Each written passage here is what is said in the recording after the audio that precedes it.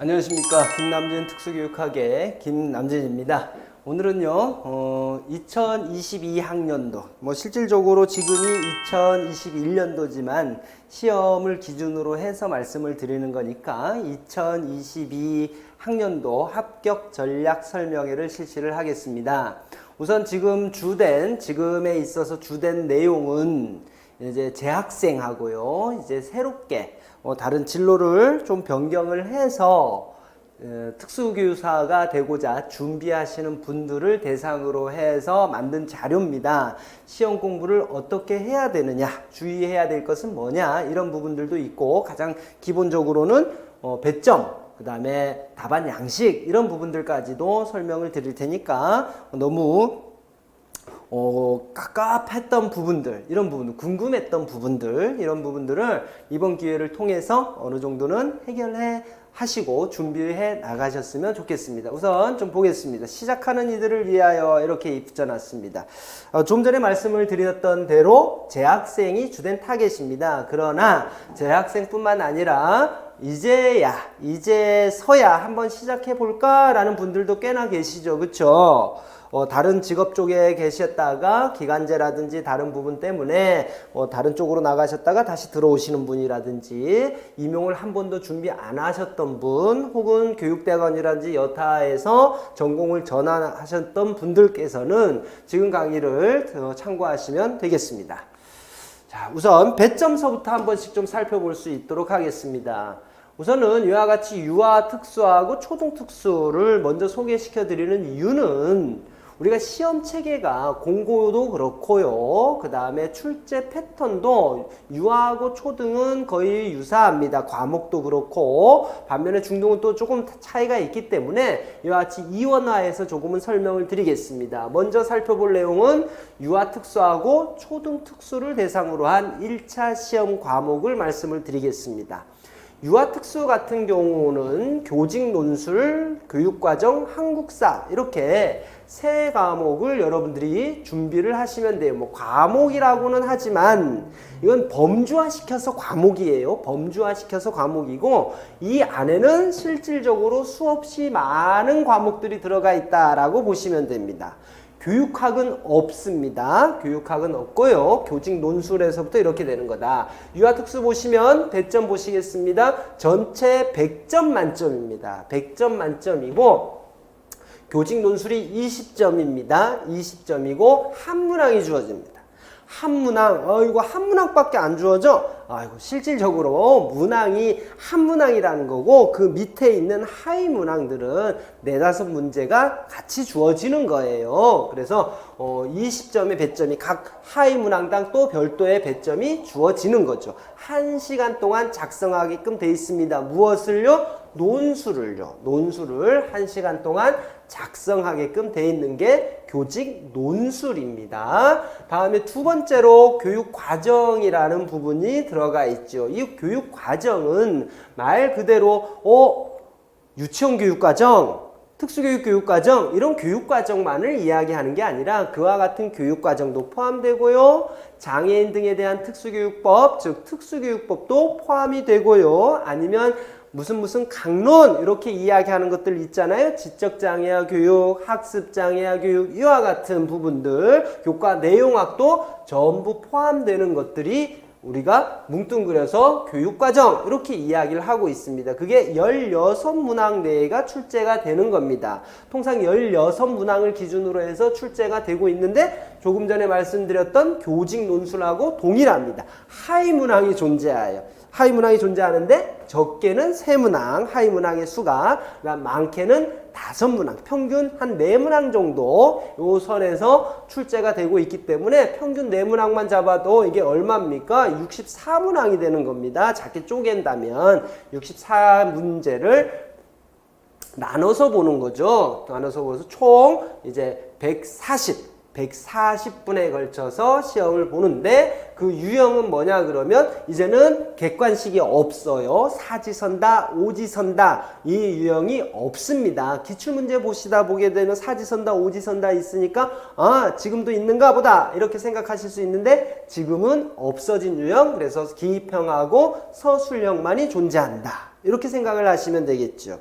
여러분들이 11월 달에 유아특수 시험을 보시게 되면 11월 달인데 1차 시험이 시험 가서 보시는 건 이와 같이 교직 논술하고 교육 과정 시험만 보시면 됩니다. 실질적으로 시험 보는 시간은 200분이 되겠죠. 200분인데 과목 안에 무슨 또 한국사가 있어. 시험 안 보는데? 그런데 옆에 보시면 한국사 능력 검정 시험으로 대체한다 이렇게 돼 있잖아요. 그렇죠? 이 부분은 여러분들이 11월 달에 수험장 가셔서 시험을 보시는 건 아니라 미리 검정 시험이라는 것을 통해서 인증서를 받아 놓으시면 그 유효기간 내에 있는 것은 합격한 것으로 봐드리겠습니다 라고 이야기하는 겁니다. 그러니까 이 부분은 미리 준비를 해 주셨다가 따놔두시는 거 이렇게 생각을 해 주시면 되겠죠. 초등특수도 마찬가지예요. 교직 논술이 20점, 그 다음에 교육과정 80점 이렇게 해서 100점 만점으로 진행되고 앞에서 말씀드렸던 유아특수나 초등특수나 전부 똑같죠. 이와 같이 보시게 되면 똑같이 되어 있다는 것을 여러분들이 확인하실 수가 있을 겁니다.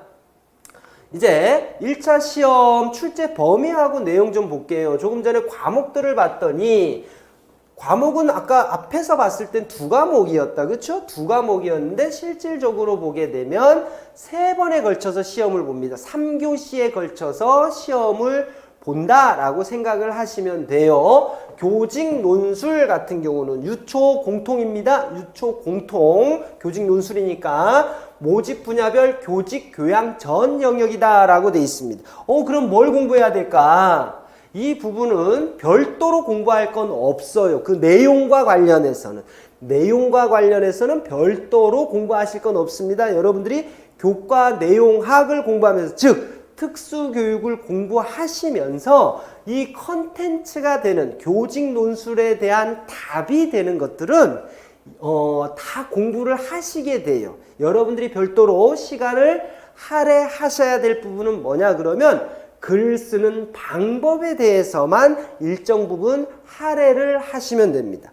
그게 쉬운 게 아니지 않습니까? 그렇죠? 그렇기 때문에 교직 논술을 함에 있어서 별도로 컨텐츠 답안에 해당하는 내용을 공부할 게 아니라 나중에 좀 시간을 들여서 작성하는 방법을 배우시면 된다. 교직 논술 과목이 별도로 존재하는 것은 아니다. 이렇게 보시면 되시겠죠. 그렇죠? 다음에 두 번째, 교육과정 A하고 B 이렇게 나누는데 교육과정 A하고 B에는요. 좀 전에 말씀드린 대로 앞에 것만 보게 되면 교육과정만 시험 보는구나 이렇게 생각할 수 있지만 다 들어가 있는 거다라고 이야기 드렸습니다. 유치원 같은 경우는 밑에 보면 유아특수 같은 경우는 특수교육학 전 영역 들어가잖아요. 그렇죠? 특수교육학 전 영역 들어가고 특수교육 교육과정 유치원과 관련된 특수교육 교육과정 들어가고 다음에 유치원 교육과정 전 영역이 들어가는 것을 원칙으로 하고 있습니다. 그런데 여기 보시게 되면 특수교육학 전 영역 들어가고요. 그 다음에 유치원 교육과정 전 영역이 들어갑니다. 오히려 특수교육 교육과정 중에서 유치원 교육과정과 관련된 부분은 크게 출제 비중이 높지가 않습니다. 더불어 여기에 명시는 되지 않았지만 중요하게 또 다루고 있는 부분이 뭐냐 그러면 유치원, 그러니까 유아특수에서 다루는 내용 중에서는요 초등이나 중등과는 조금은 다른 특수성을 보이는 게 있어요. 유아특수교육학이라는 게 있습니다. 유아특수교육학 공부를 하시다 보게 되면 기출문제 같은 걸 풀다 보시다 보면 어떤 특성을 우리가 확인할 수 있냐 그러면 유아특수에서 시험 문제가 나왔다 그러는데 도저히 우리가 특수교육학을 보면서는 조금은 했지만 생소한 내용들이 있을 수가 있어요. 그러한 부분들이 뭐냐 그러면 유아특수교육학에서 다뤘던 내용들이죠. 그 부분의 비중이 상당히 큽니다. 특정해서 말씀을 드리게 되면 이화여자대학의 이소영 교수님께서 쓰시는 유아특수교육학 개론 이런 부분들에서 다뤄지고 있는 내용들이 뭐가 되느냐 그러면 유아 특수 교육학이 되는 거죠. 그 부분까지를 모두 포괄해서 출제를 하는 게 유아 특수의 교육과정 A와 교육과정 B 이렇게 되는 거고요. 초등 특수 같은 경우는 특수교육학 전 영역이 들어가는 건 당연한 거고 무슨 교육, 지적장애, 학습장애, 의사소통 이런 부분들이 들어가는 건 당연한 거고 다음에 특수교육 교육과정이 들어가요. 우리 특수교육 교육과정이 들어가는 거고 다 들어가는 거고 다음에 또 뭐가 들어가냐 그러면 일반 교육에서 다루고 있는 초등 교육과정이 다시 한번 또 들어가는 겁니다. 이 부분이 지금 초등 특수의 범위예요. 초등 특수의 범위 이렇게 여러분들이 정리를 하시면 되겠습니다. 그 다음에 아까 교직 논술이라는 부분을 우리가 살펴봤는데 교직 논술은 유아 특수하고 초등 특수가 동일하게 이와 같이 되어 있습니다. 2021년도에 시험을 본 학생들부터 그러니까 올해 현장에 배치된 학생들로부터는 유아 특수와 초등의 논술이 달라졌죠. 원고지에다 쓰는 게 아니라 중등과 동일하게 이와 같이 일반적인 사선으로 그어진 연습장 B5 종이에다가 그냥 크기 그 B5 크기의 종이에다가 여러분들 학교 시험지 그 종이에다가 쓰시면은 되게끔 되어 있습니다. 전체가요 25줄로 되어 있습니다. 한 장이 25줄로 되어 있고 분량에는 제한이 없어요. 분량에는 제한이 없고 쓰는 스타일은 정해져 있죠. 각각의 어떻게 써야 되는 주의사항이라는 것은 분명히 정해져 있습니다. 뿐만 아니라 내용이 그러니까 우리가 생각하는 논술의 내용이 답이에요. 답. 그쵸? 물어보는 거에 대한 답이 15점. 그 다음에 밑에 보시게 되면 논술의 체계 얼마나 논리적으로 썼느냐 맞춤법이라든지 이런 부분들은 적절히 썼느냐 요거 합쳐서 몇 점이냐 그러면 5점입니다. 작년도에 발표된 내용인데 이 부분은 한번 발표되면 거의 크게 변화가 없어요. 그래서 올해도 마찬가지로 양식이 동일하게 이와 같이 갈 것이고요. 이와 같이 갈 것이고 논술에 있어서의 배점도 물어본 질문에 대해서 얼마나 답을 잘 썼느냐가 15점 될 겁니다. 그 다음에 그 내용을 답을 쓰는 과정에 있어서 체계는 얼마나 잘 갖춰졌느냐 이 부분이 5점 이와 같이 여러분들이 생각을 하시면 된다라는 거죠. 그러면 조금 전에 말씀을 드렸잖아요. 이와 같이 답을 쓰기 위해서 물어보는 거에 대한 교직 논술에 대한 답을 쓰는 거에 대해서 별도의 공부를 해야 됩니까? 별도로 시간을 내서 해야 되는 것입니까? 그렇지가 않습니다. 우리가 특수교육학을 공부하면서 전부 다루고 있고 논술의 내용, 논술에서 문제로 주어지는 것들은 어느 정도는요. 전적으로라고는 이야기할 수가 없지만 어느 정도까지는 주제들이 거의 정해져 있어요. 거의 주제가 정해져 있기 때문에 그러한 것들을 토대로 해서 우선적으로 답안을 작성을 해보고 체계에 맞춰서도 또 작성도 해보고 피드백도 받고 그 정도가 어느 정도 일반화가 됐다 그러면 이제 문제의 영역을 이제 출제 가능성이 있는 문제들로 확장을 해서 다시 한번 답안을 작성해 보는 방식으로 여러분들이 정리를 해 보시면 됩니다. 물론 학교에서도 논술이라는 과목을 통해서 여러분들이 연습을 하고 계시겠죠.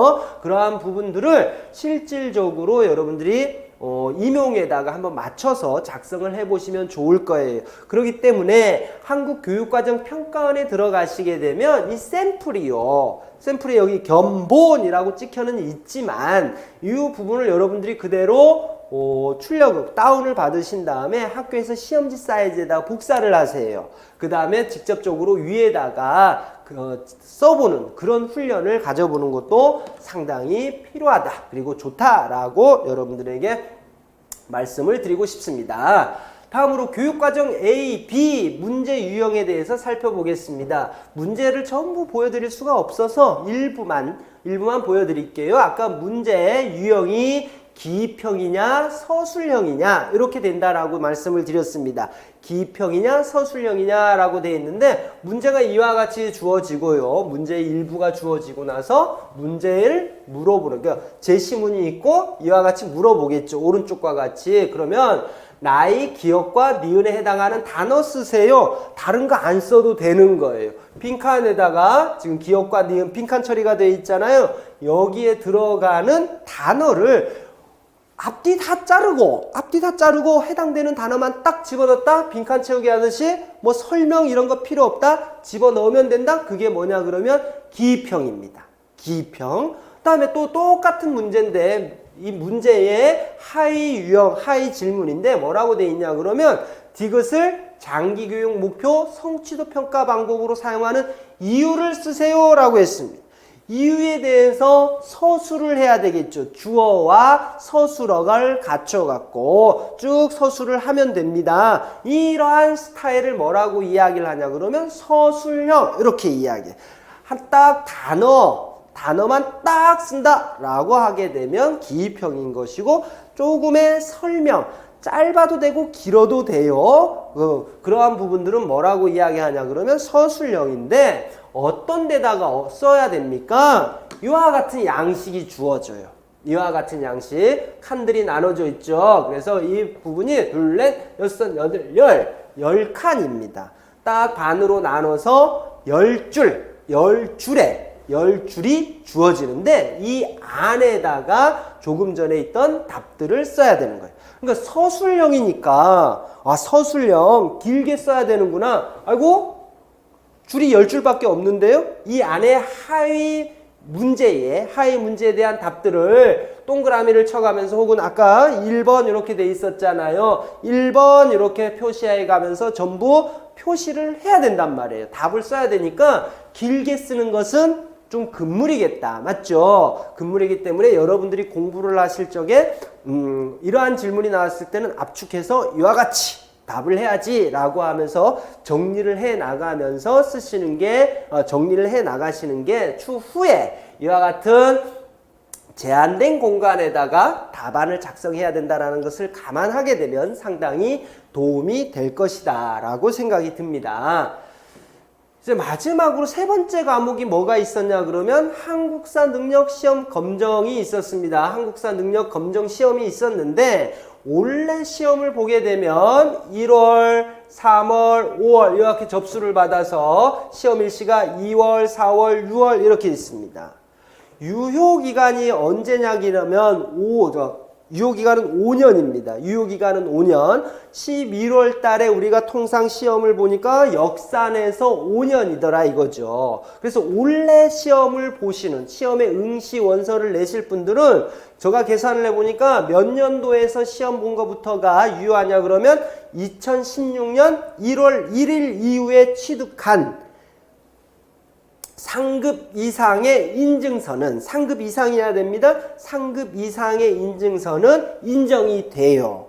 그러면 미리 시험을 조금이라도 생각하셨던 분들은 시험 준비해야지, 임용시험 준비해야지 라고 생각하셨던 분들은 이미 응시를 하셨을 수도 있겠네요. 그렇죠? 근데 그렇지 못하신 분들은 아직 안 하셨다라고 하게 되면 빨리 하시는 게 좋습니다. 빨리 하시는 게 이 한국사 시험에 대한 부담감을 떨쳐버릴 수가 있고 한 군데다가 포커스를 맞출 수가 있잖아요. 순수하게 특수교육학 공부하고 교육과정 공부하고 이렇게 부담을 떨쳐버릴 수가 있기 때문에 최대한 빨리 여러분들이 시험을 좀 보시기 바라고 최대한 진짜 한번 떨어지는 학생도 있을 수가 있잖아. 한 번에 철커덕 붙으면 얼마나 좋습니까만은 나는 좀 집중해서 공부를 못했어 라고 생각하더라도 상반기 중으로 그러니까 53회입니다. 6월 5일 날 있네요. 6월 5일 날 있는 한국사 시험에 꼭 응시를 해서 결론적으로 혹은 결과적으로는 꼭 합격해서 3급 이상의 인증서를 확보해 두시면 좋겠습니다. 그래야지만 그 이후에 우리가 아주 스피디하게 이제 임용 과정들이 진행이 될 거잖아요. 중요한 과정들이고 그렇기 때문에 여러분들이 집중력을 잃지 않기 위해서는 아무리 늦어도요. 물론 빠르면 빠를수록 좋습니다. 지금 시작하시는 분들 같은 경우는 혹여 뭐 3학년 분이 계시다 그러면 미리 받아두셔도 돼요. 미리 받아두셔도 되는 거니까 빨리 취득을 하시기 바랍니다. 2차, 1차 합격해야 2차죠. 여기 비고란에 보시더라도 선발대장 분야별 1차 시험 합격자가 돼야지만 2차 시험에 응시를 할 수가 있습니다. 과거에는 이렇게 이야기가 됐어요. 1차 시험에서 큰 점수 차이를 벌이면 당연히 2차 시험에서 큰 실수만 하지 않으면 합격하더라, 이런 이야기들이 돼 있었거든요. 근데 최근에는 좀 달라졌습니다. 어떤 부분이 달라졌냐 그러면 마인드의 전환이 있는 거죠. 서울에 근무하실 분들을 누가 뽑냐 그러면 서울시에 근무하고 있는 교장 선생님이라든지 교감 선생님이라든지 뭐 장학사분이라든지 이런 부장 선생님급 이상에서 들어가신 다음에 인터뷰를 하고 그 다음에 수업 시연하는 거 하고 보는 거예요. 어느 지역에서 근무할 선생님을 뽑는 거죠? 우리 지역에서 근무하실, 그리고 나하고 직간접적으로 같이 생활하게 될 동료 교사를 뽑는 겁니다. 우리 지역 스타일에 맞아야 되잖아요. 그렇죠? 그러다 보니까 1차 시험도 중요하지만 2차 시험의 비중이 나날이 그 비중이 증가해 가고 있어요. 그러다 보니까 과거에 나는 1차 시험에서 평균 컷으로부터 상당히 높은 차이로 점수 차이가 있을 정도로 합격했어 손 치더라도 안심할 수 없는 상황이 벌어지고 있습니다. 그러한 부분들을 고려를 하시게 되면 2차 시험도 등한시할 필요가 없다. 그래서 2차 시험은 당연히 1차 시험 합격자고요. 그 다음에 기본적으로 심층 면접이 있고 교수학습 과정안 작성하는 거라든지 수업 실현 이런 부분들에 대해서 다뤄지게 되는데, 특징은 뭐냐 그러면 시도교육청별로 차이를 보인다라는 겁니다. 1차 시험은 시도교육청별로 차이가 없어요. 문항, 문제 이런 부분 다 똑같습니다만 2차는 과목에서도 다르고요. 배점에 있어서도 지역교육청의 권한에 의해서 다소 차이를 보일 수가 있으니까 이 부분은 지금 여러분들이 슬라이드를 통해서 보고 있는 바와 같이 시행 공고문 이 부분들을 1차 시험 합격하신 다음에 계속적으로 보시면서 준비를 하시면 됩니다. 이 부분을 미리서부터 준비하실 필요는 없어요. 미리서부터 준비하실 필요는 없고 우선은 1차 시험 합격하시고 난 다음에 이 부분들을 앞서 합격하신 분들의 도움을 받아서 제일 좋은 방법입니다. 앞서 준비하신 분들의 도움을 받아서 빠른 시간 내에 갖춰나가면 더없이 효율적으로 준비해 나갈 수 있다라고 생각이 듭니다. 지금까지가 뭐였냐 그러면 유아특수하고 초등특수가 어떻게 이제 준비를 해 나갈 것이냐라는 부분을 봤다면 이제서부터는 중등에 대해서 한번 살펴볼 수 있도록 하겠습니다. 중등 1차 과목을 봤더니 막 복잡한 것 같습니다. 그렇죠? 문항수도 많고 그렇죠? 그래서 보면 교육학이 있습니다. 1교시 교육학이 논술입니다. 초등은 교직 논술이라고 이야기를 하고요. 그 부분에 있어서 조금의 차이가 있죠. 분명히 교육학에서 다루는 거라서 제가 지금 특수교육학을 가르치고 있기 때문에 여기에서 언급하고 있는 교육학은 제가 손댈 수 있는 영역은 아니에요. 손댈 수 있는 영역이 아니고 여러분들이 교직 과목이라고 부르는 그 범위 내에서 시험이 나오는 겁니다. 학교마다 교직 과목을 가르치는 교수님들의 스타일이 사뭇 다 다르더라 이거죠. 그렇기 때문에 시험을 위해서는 반드시 교육학 이론 쪽에서 좀 많이 접근해 주실 수 있는 학원 강사 선생님들의 도움을 받는 것도 나쁘진 않습니다. 마찬가지로 20점입니다. 전공 A와 B 나눈다. 과목은 2과목이네. 그러나 앞서 설명드렸던 대로 유아하고 초등과 마찬가지로 이 안에는 수없이 많은 교과 내용학도 숨어져 있고요. 법도 숨어져 있고 그 다음에 교육과정도 같이 포함되어 있는 것들이 전공 A와 B로 나눠져 있다. 이렇게 보시면 됩니다. 전공 A와 B로 나눠져 있다라고 보시면 되는 거예요. 그래서 2교시에 90분, 3교시에 90분 이렇게 구분이 되고, 그 다음에 문제 유형은 똑같이 기입형하고 서술형 이렇게 나눕니다. 기입형하고 서술형으로 나눠서 기입형은 거의 4문제, A형에서는 앞쪽에 배치되는 경향들이 있어요. 딱 정해진 건 아니지만 시험 답안지의 유형을 만들기 위해서 앞쪽에 기입형을 배치를 시키고 다음에 서술형 8문제를 배치시킵니다. 문항이 4문제, 8문제 별로 안 되네. 12문제만 풀고 나와. 그걸 90분 내에 너무 쉬운 종목이다. 이렇게 생각하실 수도 있지만 이 안에 하위 문항이라는 게 숨어져 있다. 보통 평균 4문항, 그러니까 적게는 3문항, 많게는 5문항까지도 생길 수가 있고 평균 4문항이니까 16문항, 32문항입니다. 작은 문항 수가 아니죠. 작은 문항 수가 아니죠. 이러한 부분들에 대해서 우리가 전공 A를 치를 것이고요. 다음에 3교시 가게 되면 90분에 걸쳐서 시간 똑같이 걸쳐서 이제 기입형하고 서술형으로 구분되어 있는 문제를 풉니다. 기입형 보통은 보게 되면 특수교육법이라든지 교육과정에서 나오는 경향들이 있어요. 꼭 그런 건 아니지만 보통 앞쪽에서 간단하게 물어볼 수 있는 유형으로 기입형에서 물어보고 있고 그 이후에 다시 또 서술형을 배치를 합니다. 총 23문제.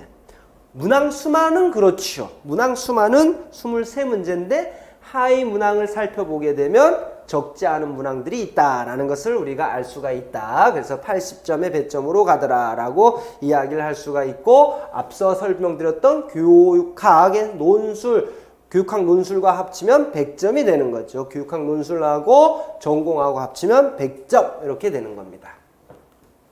출제 범위 한번 보겠습니다. 교과 교육학하고 교과 내용학 이렇게 두 개로 구분을 하고 있는데 앞쪽에서 살펴보는 거 보게 되면 교과 내용학 보시게 되면 총론 및 교육과 교육과정까지라고 이야기를 하고 있습니다. 그러면 결국은 뭐냐 그러면 우리가 이야기하고 있는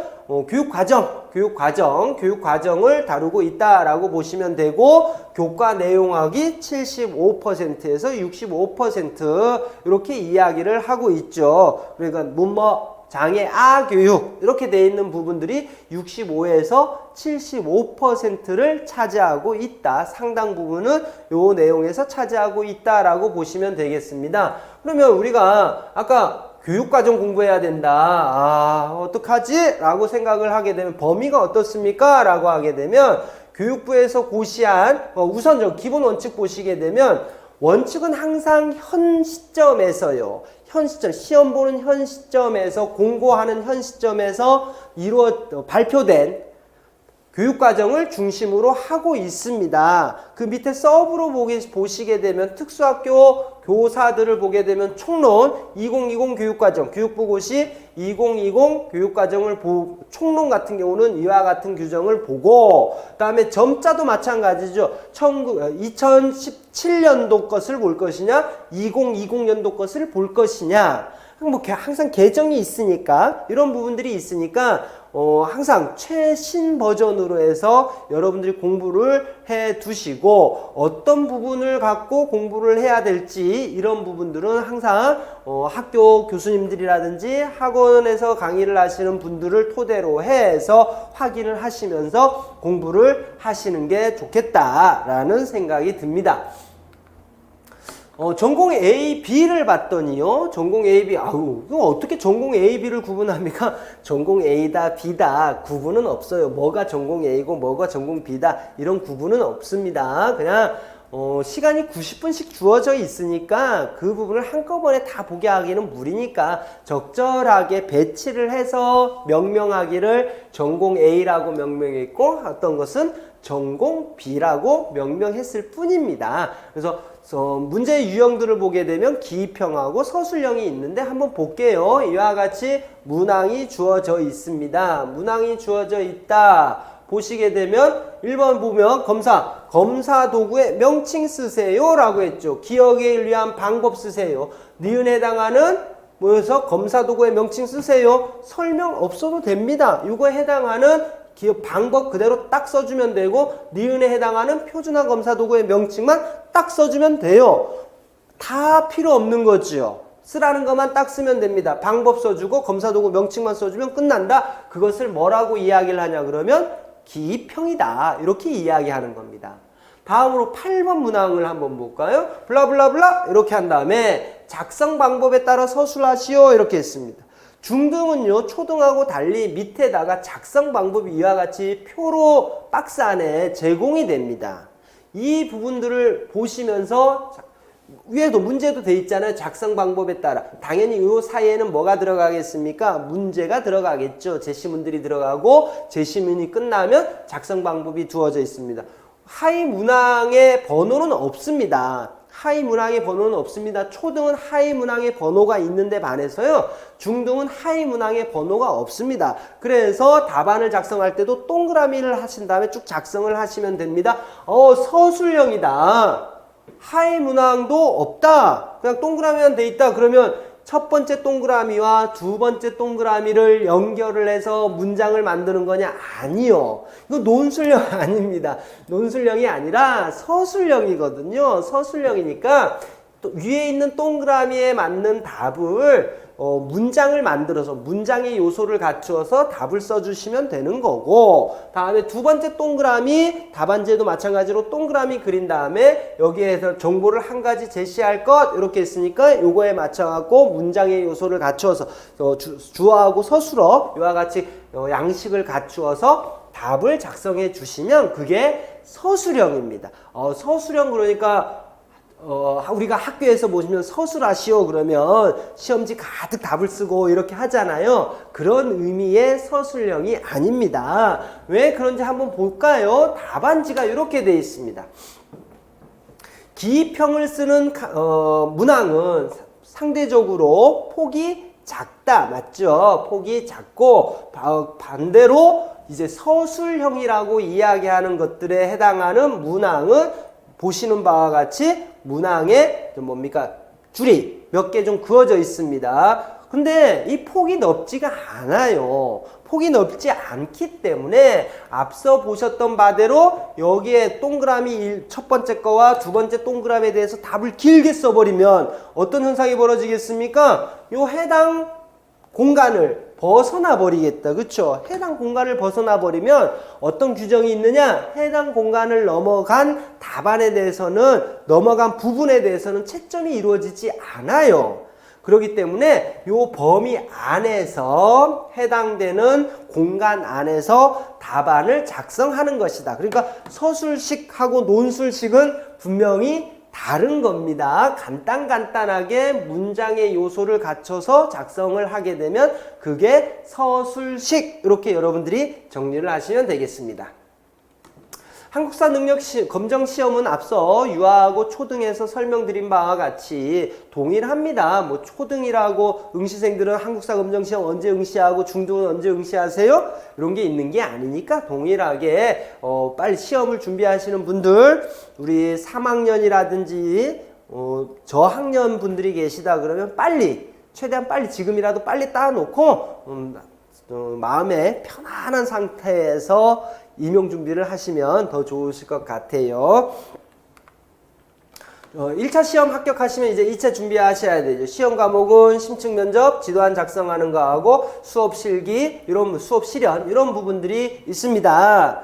이런 부분들은 딱 정해진 건 아니에요. 큰 틀 안에서 이제 시도교육청이 시간도 결정을 하고 조금 더 우리는 요거 외에 기본적인 거 외에 좀 더 추가하고 싶다 라고 하게 되면 추가할 수도 있는 거거든요. 추가할 수도 있는 거기 때문에 우선은 1차 시험 패스하시는데 중점을 지어주시고 다음에 2차 시험을 선배님들이라든지 학원 그 다음에 여타분들의 도움을 받아서 진행을 하시면 충분히 여러분들 합격 가능성이 있다라고 생각이 듭니다. 이제 출제 경향 한번 좀 볼까요? 이와 같은 우리가 조금 전까지 다 살펴봤고 이제 출제 경향에 대해서 한번 살펴봐야 되겠죠. 우선 지금까지 보시게 되면 단편적인 내용을 물어보고 있는 질문들은 줄어드는 게 확실합니다. 과거 그렇다고 해서 아예 출제가 안 되고 있다라는 이야기는 아니에요. 여전히 어떤 부분들이 있냐고는 조금 전에 기입식 보셨잖아요. 기입식 같은 경우들은 여전히 단편적인 부분들을 물어보는 거예요. 혹은 교육과정에서 혹은 특수교육법에서 단순히 물어보는 단편적인 내용들을 물어보는 경향들이 아예 사라진 건 아니죠. 그러나 과거에 비해서요. 객관식의 아예 없어져 버렸잖아요. 객관식은 단편적인 거다. 그쵸? 그런 부분들이 없어지고 서술식의 비율들이 높아지고 있다 보니까 단편적인 내용을 파악하는 출제는 상당히 줄어들었다. 이렇게 이야기할 수가 있습니다. 이거는 출제 경향을 이야기하는 거고 여러분들이 공부하시는 데 있어서는 그렇다고 해서 개별적인 개념이라든지 이런 부분들을 소홀히 하라는 이야기는 아닙니다. 두 번째로 보시게 되면 이제 우리가 여러분들도 많이 들으셨겠죠? 본격적으로 공부는 안 하셨다 손치더라도 이제 준비를 하실 거다 손치더라도 기출문제가 가장 중요해 라고 이야기를 많이 들으셨을 겁니다. 그렇습니다. 기출문제가 상당히 중요하죠. 그런데 기출문제는요. 어떤 또 맹점이 있냐 그러면 똑같이 출제는 되지 않아요. 다 바꾸죠.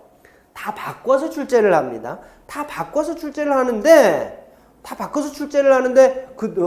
조금이라도 변화를 시키기 위해서는 어떤 식으로 가냐 그러면 응용문제 형식으로 가는 거예요. 과거에는 기출문제가 단편적으로 물어봤다. 단편적인 사실을 물어봤다 손 치면 최근에 있어서는 다시 범위라든지 답은 똑같이 나올 수가 있어요. 근데 물어보는 과정은 조금 더 여러분들을 고민하게 만든다든지 아니면 답을 도출해내는 과정이 조금은 더 복잡해지게 만든다든지 이와 같이 해서 기존의 기출문제를 기반으로 해서 응용문제를 출제를 하는 경향들이 상당히 많습니다. 또 하나 응용문제가 상당히 증가하게끔 되어 있는 것 중에 요 변화를 가만히 들여다보게 되면 나타나는 게 뭐냐 그러면 수업 기반의 응용 문제가 증가하고 있다라는 겁니다. 수업 기반의 응용 문제가 뭐냐라고 보게 되면 우리는 수업을 하기 위해서 선생님들이 기본적으로 교수학습 과정안이라는 것을 짜서 수업을 해요. 여러분들이 현장 실습을 가시게 되면 연구 수업이라는 것을 아시겠죠? 연구 수업을 하실 때도 보시게 되면 수업 지도안, 교수학습 과정을 짭니다. 이 안에는 내가 수업을 어떠한 모형을 갖고 할 것이고 이 안에서 질문은 어떤 것을 할 것이고 이것을 통해서 궁극적으로 얻고자 하는 것이 무엇이다라는 목표들이 전부 숨겨져 있다 이 말이죠. 이와 같은 교수학습 과정이라는 것은 1년에 내가 이루고자 하는 것들이 다 담겨져 있는 거죠. 그 안에는 교수 내용도, 교수 방법도 있는 거고요. 그렇죠? 내용도 있는 거고요. 평가 방법도 있는 거고요. 상당히 중요한 거지 않습니까? 이러한 부분들을 딱 보여주고 나서 그 안에 문제를 숨기는 거죠.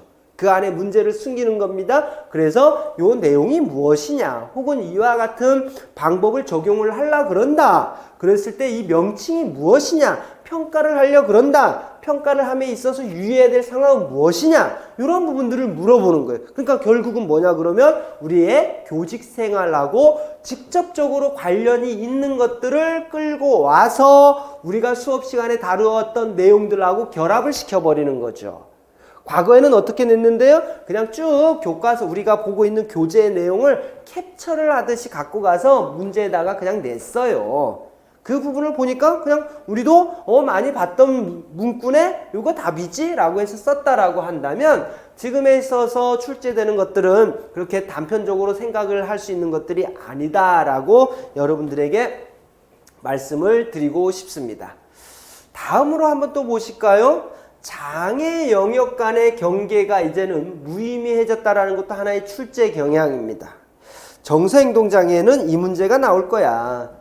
지적장애에는 이 문제가 나올 거고 학습장애는 이 문제가 나올 거야. 그래요. 여전히 지금까지도 각 장애 영역별로 중요시되는 요소들은 분명히 있습니다. 그런데 그것으로 끝이냐? 그렇지는 않다라는 겁니다. 예를 들면 지적장애아를 이야기를 하면서 행동수정에서 행동지원이라고도 이야기하는 이 교과에서 다루어졌던 것들을 같이 결합을 시키는 거죠.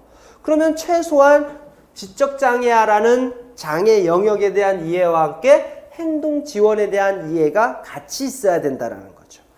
두 번째로 보시게 되면 장애 영역하고 교수 방법을 다시 결합을 시키는 겁니다. 우리는 예를 들면요, 여러분들 학교에서 공부하시다 보면 발달 장애라는 용어 많이 들으실 거예요. 그렇죠? 발달 장애는 특성이 거의 비슷한 부분들이 많이 겹쳐요. 그러다 보게 되면 읽기라든지 수학이라든지 이런 부분들에 있어서 분명히 내가 학습장애 시간에 배웠는데 이 부분을 누구에다가 적용을 시키느냐 그러면 지적장애에다가 교육을 시키죠. 이 부분 의사소통 시간에 배웠는데 라고 생각하는데 그 부분을 또 어디에다가 적용을 시키냐 그러면 지적장애에다 적용을 시키더라 이거죠.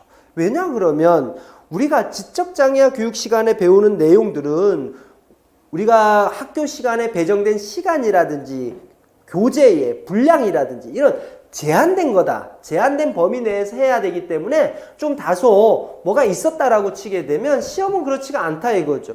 당신이 얼마나 인지적인 사고를 융통적으로 하느냐 이런 부분들, 얼마나 사고를 유연하게 하느냐 이런 부분들을 보고 싶은 측면들이 있기 때문에 장애 영역하고 교수 방법을 결합시키는 이런 방법들도 많이 쓰고 있습니다. 아까 말씀드렸던 대로 발달 장애하고 의사소통 이런 부분들은 거의 대동소이하기 때문에 어떤 영역에서 공부했던 것은 그 영역에서만 나오는 거고 B라는 영역을 공부할 때 나왔던 것은 B 영역에서만 나오는 거고 이런 것의 경계가 허물어졌다. 그러니까 여러분들이 공부를 하실 적에 항상 전제하셔야 되는 게 뭐냐 그러면 지적장애에서 다뤘던 내용은 지적장애에서만 나오고 학습장애에서 다뤘던 내용은 학습장애에서만 다루고 나올 것이고 이러한 고정관념은 버리고 우선은 딱 학습장애면 학습장애 공부해야 되는 건 맞습니다만 나중에는 아까 전제라 그랬잖아요. 이 부분이 지적장애에서 응용돼서 나올 수도 있고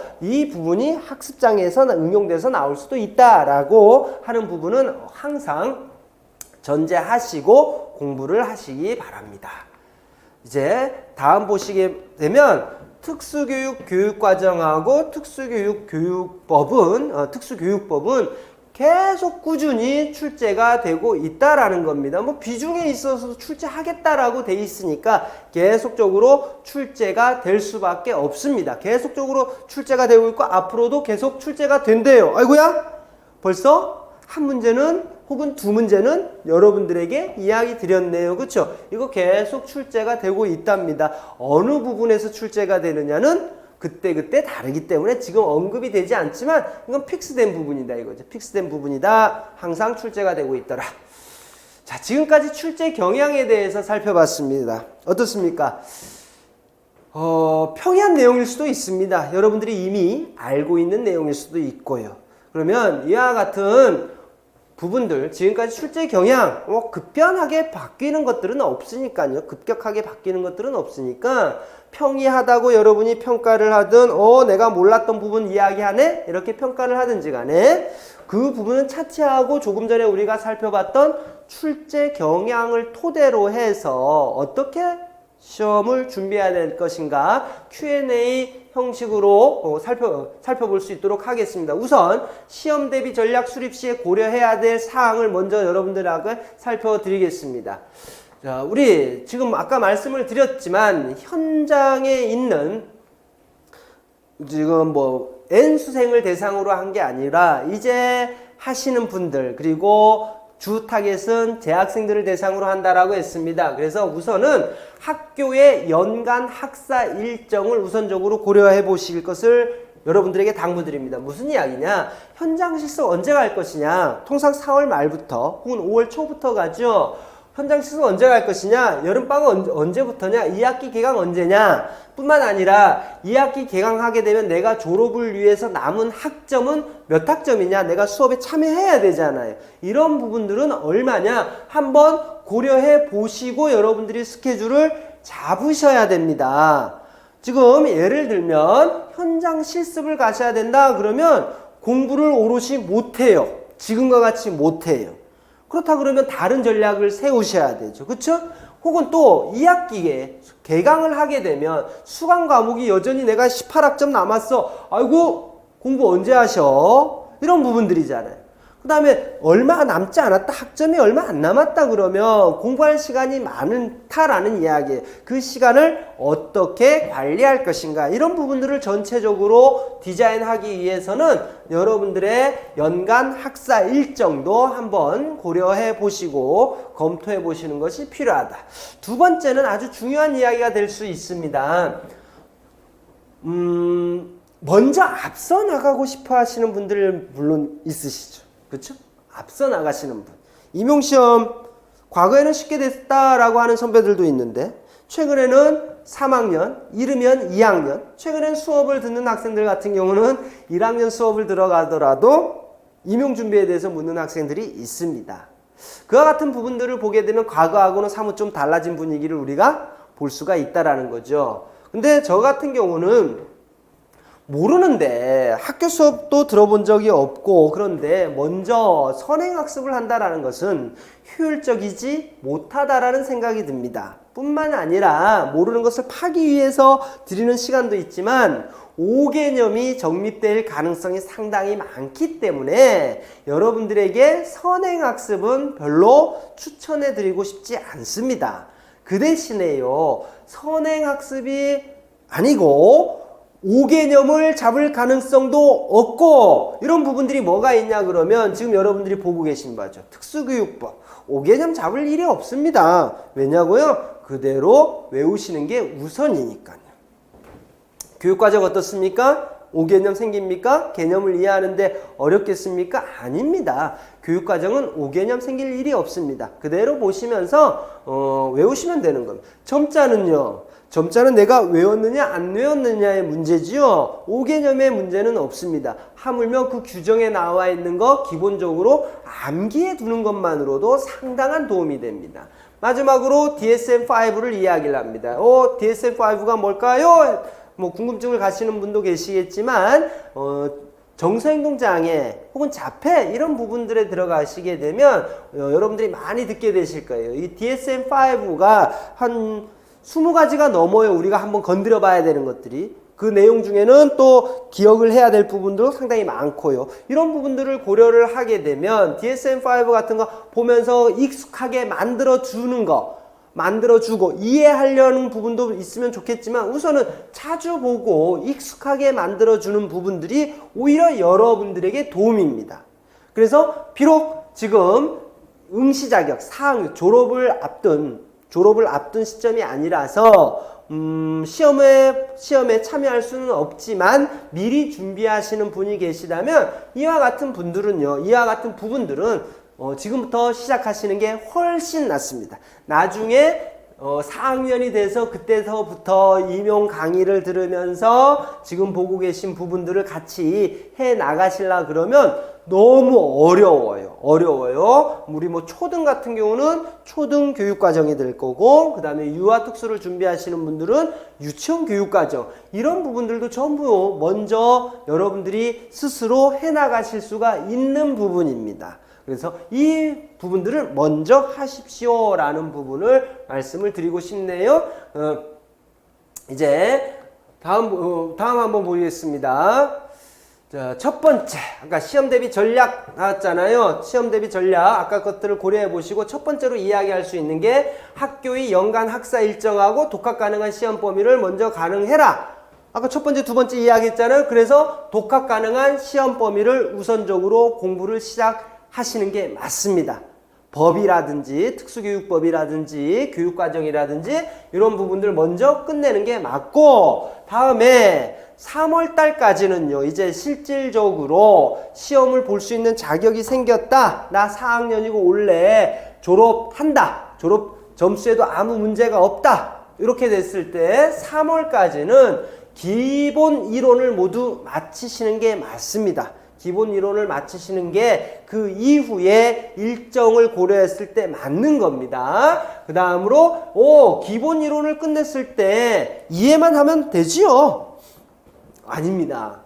이해만 해서 될 일이 아닙니다. 결국에 가서는 전부 암기를 해야 될 사항입니다. 암기를 해야 될 사항이기 때문에 이해와 함께 암기는 물론 능력에 따라서 되시는 분도 있지만 많은 분들은 상당히 어려울 수가 있습니다. 그럼에도 불구하고 암기를 병행하려고 하려는 노력을 소홀히 하시면 안 됩니다. 그래서 이해하고 암기를 같이 해라. 그 다음에 전공, 시험 범위 등을 고려한 접근이 필요하다라고 이야기를 드렸는데, 이 부분은 뭐냐 그러면 기본 이론 공부하실 적에 처음 접근하는 것들도 있고 궁금증도 막 생기고 하다 보니까 여러분들의 전공 뭔지 망각하시는 분들이 계셔. 무슨 이야기인가 하면 특수교육학 공부하시는데 자꾸 여러분들의 전공이 의학으로 착각하시는 분들이 계세요.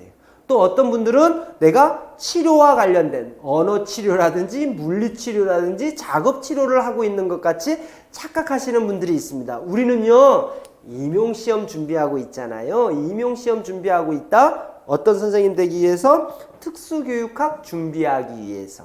특수교육학 준비하기 위해서 준비하고 있으니까 어떤 범위 안에서 공부하면 되겠다? 특수교육학 범위 안에서 공부하면 되겠다.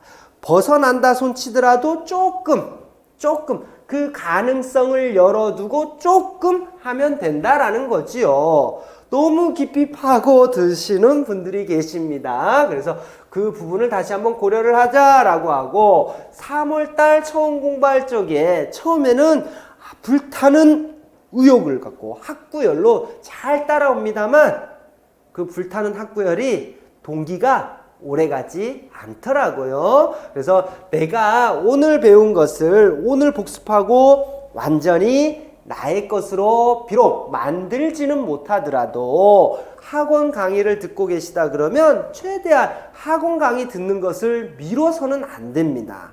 그러한 부분들을 꼭 여러분들이 지켜주시면서 준비를 해 나가셔야 된다는 거죠. 이제 세 번째 보시면 3월 이후에는 어떻게 해야 됩니까? 라고 보시면 3월 이후에는 계속적으로 반복하는 것이 필요합니다. 기본 이론 봤던 거 필요하고요. 특수교육법 비록 먼저 시작한 사람도 있고 늦게 시작한 사람도 있고 그렇지만은 이 부분들은 계속적으로 보시면서 반복하셔야 되는 거죠. 다음으로 내용을 정확하게 구조화하는 게 필요합니다.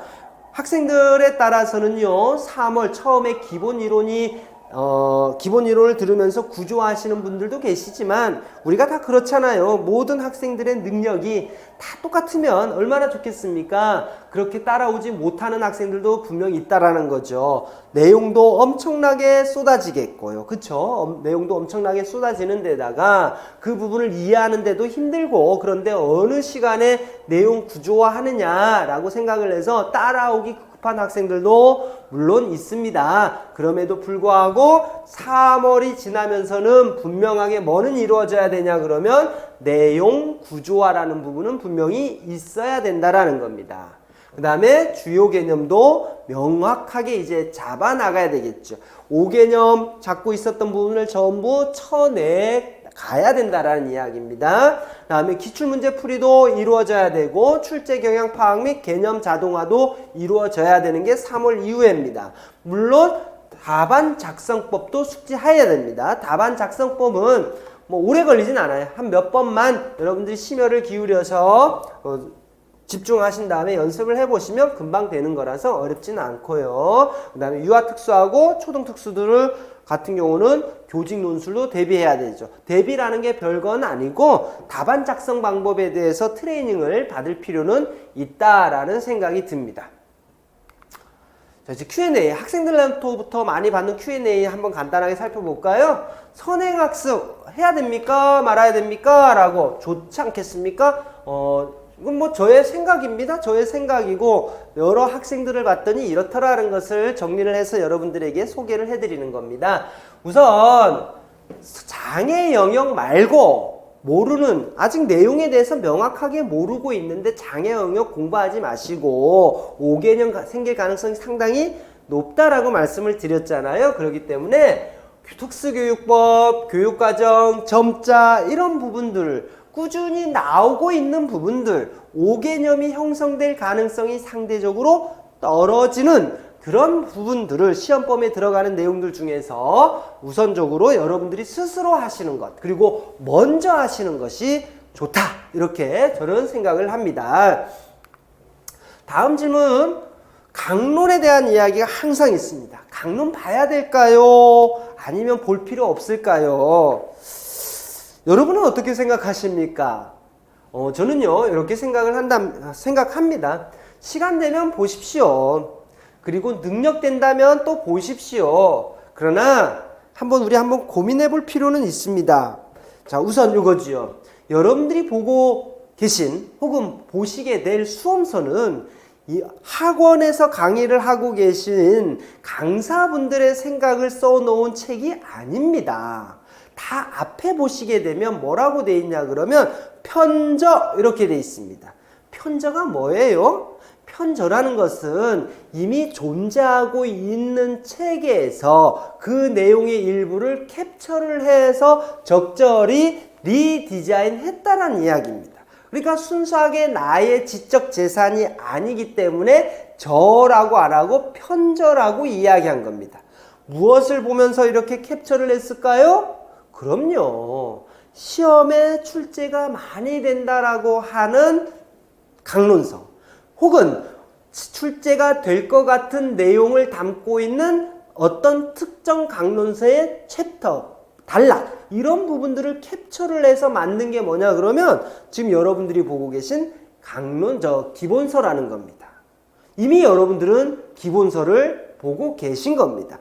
최소 두세 권은 다 들어갔겠죠. 그렇죠? 두세 권이 뭡니까? 수없이 많은 강론서들을 토대로 해서 우리 노량진에 계시는 학원 강사분들께서요, 우리 교수님들께서 다 만들어 주신 거 아닙니까? 그래서 보고 계신 겁니다. 보고 계신 겁니다. 그런데 또 강론서를 보겠다. 그러니까 제가 이렇게 이야기했지 않습니까? 시간 여유 된다면 보세요. 그 다음에 또 능력 된다면 보세요 라고 이야기를 하고 있는데, 분명한 건 뭐냐 그러면 강론서를 갖고 어떤 깊이 있는 지식이 없다라고 치게 되면 이런 우려는 분명히 있습니다. 강론서들마다 사용하는 용어들이 다 다르더라 이거죠. 어떤 경우에는 내가 책을 쓰기 위해서 원서를 보면서 책을 썼습니다. 그 책을 원서를 번역하는 과정에 내가 다른 책에 있는 용어하고는 다른 용어를 써서 번역을 하는 경우도 있고, 책이라는 것은 학교에 계신, 대학에 계신 교수님들에 있어서 책이라는 것은 나의 학문적인 결실을 이야기하는 거죠. 그 안에는 은연중에 나의 생각을 담고 있는 경우들도 있다 이거죠. 그렇기 때문에 임용시험하고는 별개라는 겁니다. 별개의 내용들이 들어갈 수도 있다라는 겁니다. 나는 이렇게 생각하기 때문에 기존에 나와 있던 내용들하고는 조금은 다른 내용들을 중심으로 해서 자료를 수합을 하고 발표를 한다. 그게 강론서 아니겠습니까? 그렇죠? 그렇기 때문에 여러분들이 5개념을 잡을 수도 있다라는 부분입니다. 다음에 그러면 강론서 보지 마십시오 라고 이야기를 내가 할 것 같으면 무슨 대안은 있습니까? 라는 부분에 대해서 저는 이 이야기를 하고 싶어요. 이제 재학생이지 않습니까? 재학생이면 학교 수업 시간을 좀 활용해 보시는 건 어떨까요? 학교 수업 시간은 교재라는 게 존재를 합니다. 우리가 임용시험에 많이 보는 교재가 학교의 교재로 채택되는 경우도 있고 아닌 경우도 있죠.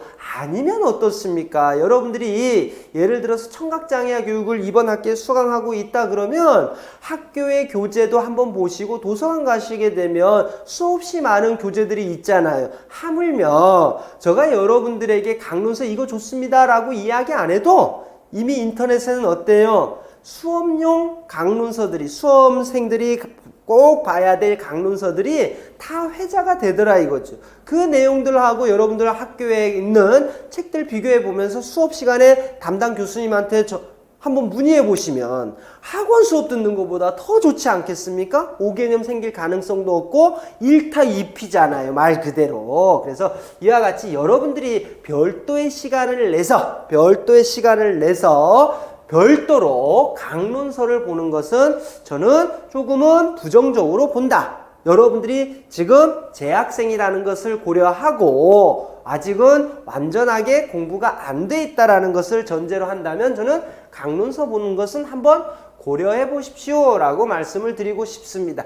볼 필요가 없다라는 건 아니에요. 볼 필요가 없다라는 것은 아닙니다. 여러분들이 학원 수업을 통해서 들은 내용들은 스토리로 이어주기 위해서, 즉 옆에 풍성한 가지들을 만들기 위해서도 강론서는 볼 필요가 있죠. 스토리로 기억이 되니까. 이런 필요성 때문에 강론서를 보지 말아라 라고 하는 건 아니고 볼 필요는 분명히 있습니다만 지금 현재 여러분들의 상황을 고려했을 때라고 저는 앞에 가정을 하고 싶습니다. 다음에 세 번째, 공부의 범위와 깊이라고 이야기하고 있습니다. 앞서도 한번 언급드렸습니다. 여러분들은 의학 전공자가 아닙니다. 치료학 전공자도 아닙니다. 여러분은 특수교육 전공자라는 것을 잊어서는 안 됩니다. 그렇기 때문에 우리 특수교육학의 범위 안에서 다뤄지고 있는 내용들을 중심으로 해서 공부하십시오. 의학 치료 쪽에서 다루는 내용들도 많이 나오던데요? 라고 이야기하실 수도 있죠. 예를 들면 의사소통이라든지 이런 부분들은 우리 특수교육학에서 다뤄지지 않는 내용들 출제되던데요. 네, 출제되고 있습니다. 맞습니다. 간혹 출제가 되지요. 그런 부분들은 어떻게 하고 있습니까? 학원에 계시는 교수님들께서 여러분들에게 자료를 정리를 해서 드리지 않습니까?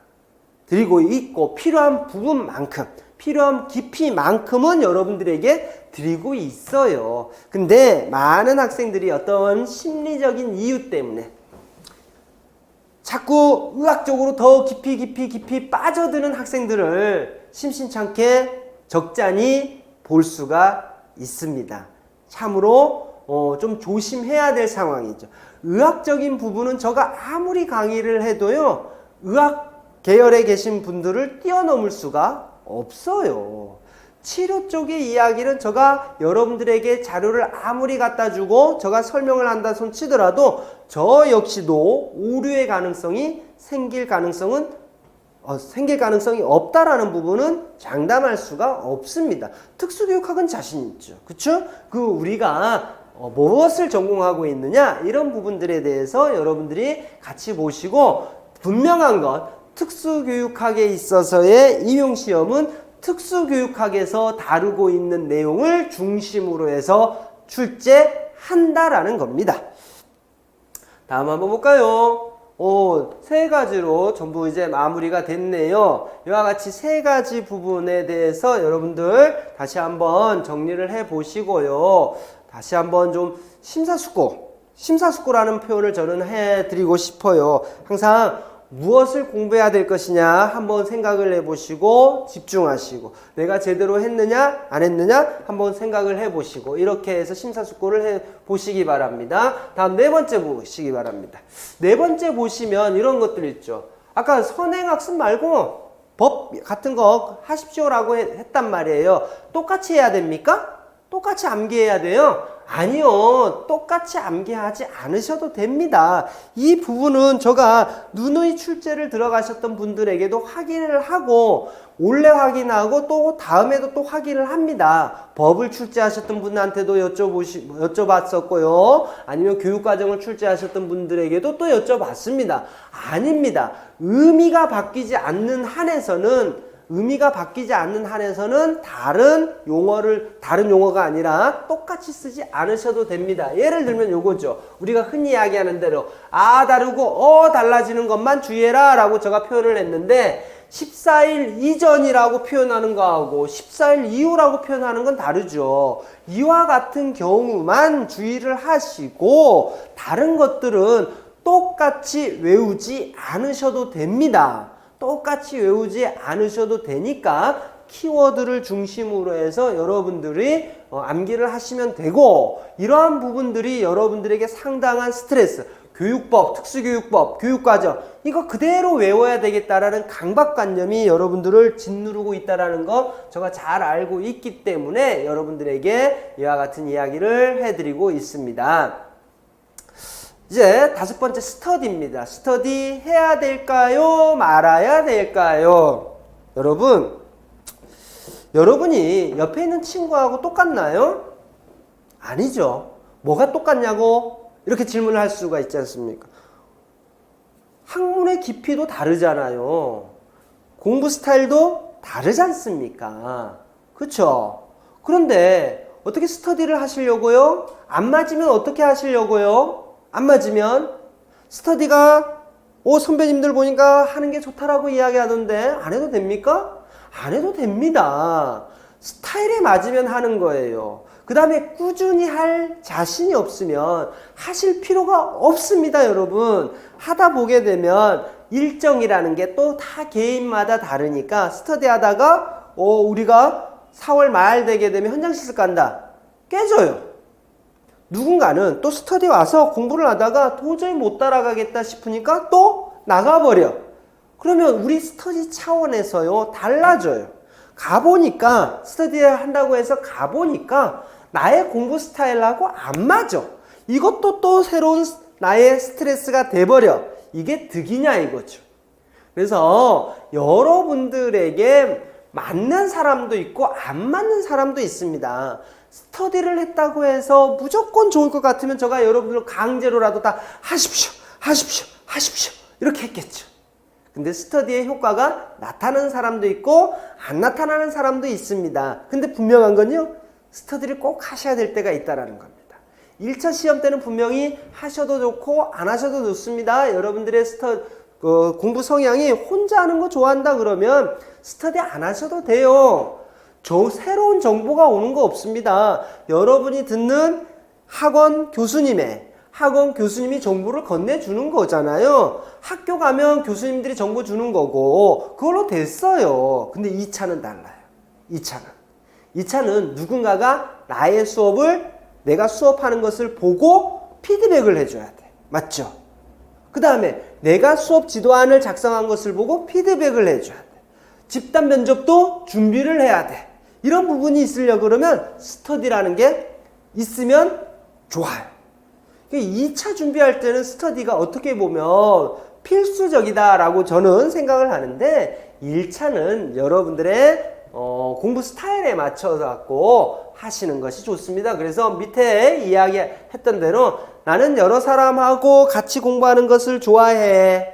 그 다음에 우리 스터디는 진짜 1도 깨질 염려가 없어 라고 생각이 들 때는 스터디 꾸려가십시오. 그 다음에 그 안에서 수준 차이가 크게 없다라고 하면 스터디 하시는 게 좋을 수도 있습니다만 그 외에는 굳이 스터디 안 한다고 너무 불안해하거나 해야 되는 거 아니야 라고 해서 조바심 갖지 마시기 바랍니다. 아셨죠?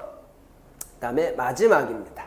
현장 실습 기간이 여러분들에게 끼어들어 있습니다. 그러면 이때 뭘 해야 됩니까? 분명한 건 정상적으로 공부를 못해요.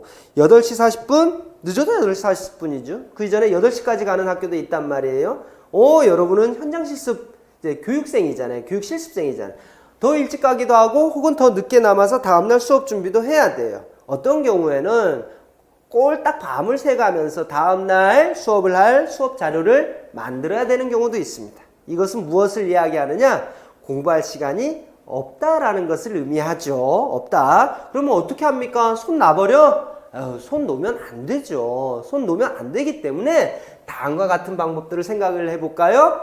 복습 위주로 가시는 건 어떻겠습니까? 기본 이론 끝났습니다. 그쵸? 어떤 조금 진도 빨리 나가는 코스 같은 경우는 기출문제 풀이가 끝나는 경우들도 있습니다. 좀 어렵지만 그럼에도 불구하고 분명한 건 장애영역별 복습은 이미 어느 정도 다 했다라고 이야기를 했습니다. 그러면 진도를 더 나가려고 애쓰지 마시고 나갔던 것들 리마인드 해보는 방향으로 여러분들이 복습을 하라 이거죠. 두 번째, 계속적으로 출제되는 거 나왔다. 그쵸? 오늘도 이 점은 본 거 아니겠습니까? 최소 특수교육법하고 특수교육 교육과정 등 이런 부분들을 점자 이런 부분들을 잊지 않기 위해서 꾸준히 반아뜨시는 거죠. 이거는 짤막짤막하게 1조 오늘 보고 2조 내일 보고 이렇게 해서 되는 거지 않습니까? 그렇죠? 그래서 이와 같이 단편적인 내용들을 공부하시는 건 어떻느냐?